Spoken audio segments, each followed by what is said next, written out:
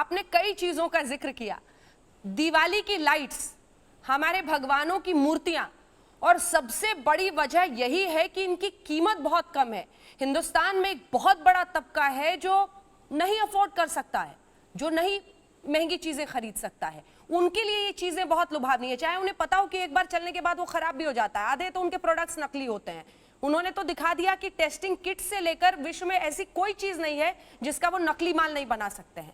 लेकिन कीमत सबसे बड़ा फैक्टर है जिसकी वजह से वो तमाम देशों के बाजार में कब्जा कर पाते हैं। इसकी क्या काट है?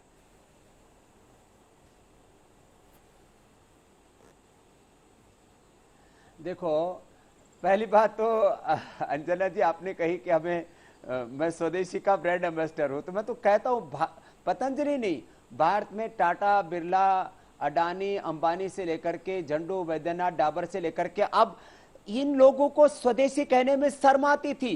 अब कहते हैं हम देश की मिट्टी से हम जुड़े हैं। अभी तक कहां सोए हुए थे? तो मैं तो एकदम ठेठ स्वदेशी, और मैं कहता हूं सब लोगों को स्वदेशी कहने में गौरव होना चाहिए।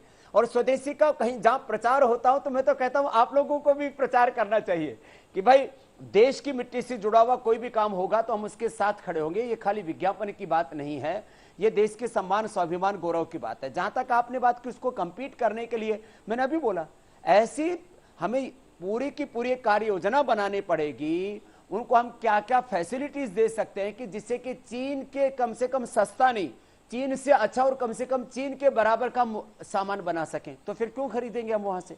और ऐसा करने में भारत सक्षम क्यों नहीं है? और बहुत से वहां माल तो वहां से 2 नंबर में आता है, उसमें और चोरी चकारियां होती हैं। तो हम ये सारी चोरी चकारी रोक दें और लाखों करोड़ रुपए का इन्वेस्टमेंट यहां पर हो जाए। जैसे मोदी जी ने कहा कि 20 लाख करोड़ का इन्वेस्टमेंट हम आत्मनिर्भर भारत के लिए, अब इस कोरोना के आर्थिक संकट से बाहर निकलने के लिए भारत में करने जा रहे हैं।